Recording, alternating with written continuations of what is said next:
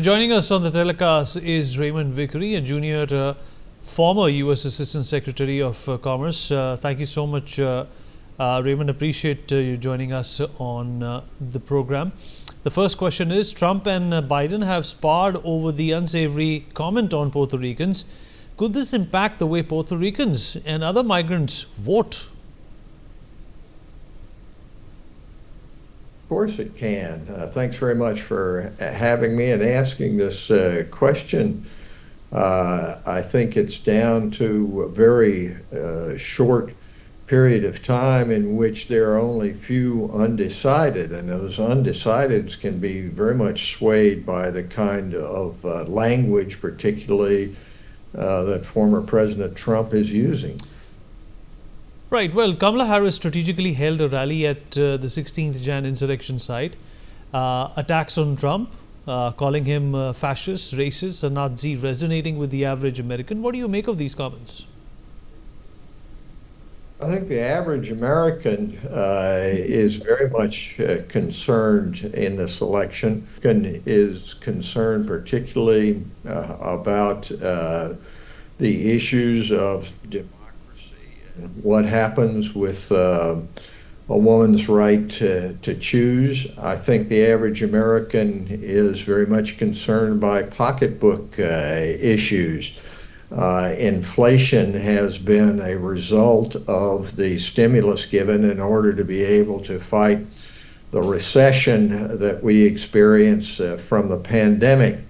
And this has placed stress on the system. The average American is also concerned about immigration and what happens in terms of our own society when you have a large influx of immigrants. Those concerns have been exacerbated by the kind of remarks that President Trump has been making about migrants being criminals, being murderers, being from insane asylums, and so forth. The true answer, of course, is whether or not there can be a rational system both to do justice to people who want to come to the United States legitimately, as well as control our own borders. But do you think that the 6th January insurrection is still fresh in the minds of the voters, and will this impact the election this year as well? Yes, I do think that it's in the minds of the voters, but I do think that the basic issues of the economy, of democracy, defending democracy, are the overriding concerns. Right. Well, poll projections put Donald Trump ahead of Harris on economic policies. Could this tilt the polls in his favor, according to you? You can read the polls in many different ways, but the fact is that this election is very close, and that the idea that Trump is ahead is not borne out by the facts. It's going to be very close. The battleground states are all basically deadlocked, and so it's going to be a very few uncommitted voters at this point who are going to decide the outcome. Well, Donald Trump has alienated himself from women voters with his anti-abortion policy. How significant do you think is the women vote in the American polls? Oh, it's very significant. The overturning of Roe versus Wade, which gave a constitutional right to women to control their own bodies, has been very seriously damaged and is of very much concern. I think that former President Trump recognizes this and is trying to have it both ways. One, he claims complete credit for overturning the constitutional right, And at the same time, he tries to say that he is going to protect women. I think that without the women being very much in favor on the whole, in favor of Vice President Harris, this election wouldn't be as close as it is. So I think that that's a very pivotal concern, and one which will play out in favor of Vice President Harris. And do you also think that Harris is being perceived as an inexperienced candidate who is still under the shadow of Joe Biden when it comes to foreign policy, economic policy, anti-abortion policy, and a lot more? I think that there's no question that the Trump camp has tried to make Kamala Harris into the same as President Biden. Obviously, they're both Democrats, and so they have a common understanding of what the nation's interests are in terms of building the middle class, building the economy from the middle class out. They have a common understanding of the needs to defend democracy, to defend the rule of law internationally in regard to Ukraine. But there are very much differences. Kamala Harris brings the experience which she has had as a woman, particularly as a woman of color, of mixed ancestry, between immigrants from India and from Jamaica, which are different, and they are playing out and will play out in policy roles. Right, and who is more likely to be, more aggressive on China, Trump or Kamala Harris?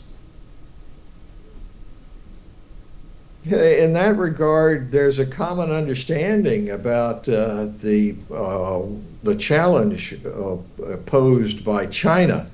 There's a common understanding of the relationship between China and the needs of India and the needs of the world to have China play by the rules rather than simply try to aggrandize its claims, whether they be in border areas, whether they be in the South China Sea or Taiwan. So I think that the approach will be similar. I think the difference is whether or not you have the ability to deal with the subtleties of international policy rather than just taking a sledgehammer to the relationship. All right. Well, is the government's foreign policy on Ukraine, Middle East, and China of any consequence when Americans decide who are they going to vote for?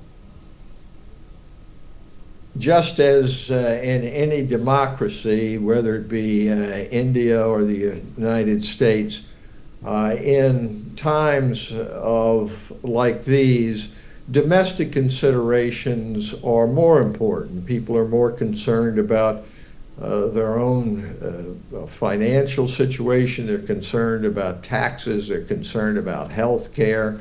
They're concerned about the rights of freedom more than they are about foreign policy. That having been said, there's a very different approach which is being taken by President Trump. Basically, he would evidently pull the rug out from under Ukraine. He's great friends with Vladimir Putin, and he intends to stop the defense against the invasion of Ukraine. In regard to the Middle East, I think there's a difference there as well. Basically, Trump has said to Netanyahu, do what you have to do, and basically there would be no attempt to constrain at all At least in regard to President Harris, I think you will get a continued pressure on Israel to pull back in terms of the great kind of suffering which has been inflicted upon non-combatant civilians. All right, another important question. Donald Trump or Kamala Harris, who is more conducive for the Indo-US friendship and ties? Well, the good news, of course, is that there is strong bipartisan support in the United States for the U.S.-India relationship. That happens whether or not it's Republican or Democratic administration. In my view, Harris is much the better choice for U.S.-India relations because there is a willingness to work with India in terms of giving it what it needs to succeed as one of the great democracies in the world, and seeing that as in the interest of the United States, regardless of particular disputes that may be arising between the U.S. and India. The approach of the Trump administration is clearly much more a transactional approach, and that is a quid pro quo for whatever it is that President Trump would feel is in his interest. And do you think Indian businesses will benefit if Trump were, to come to power? I think that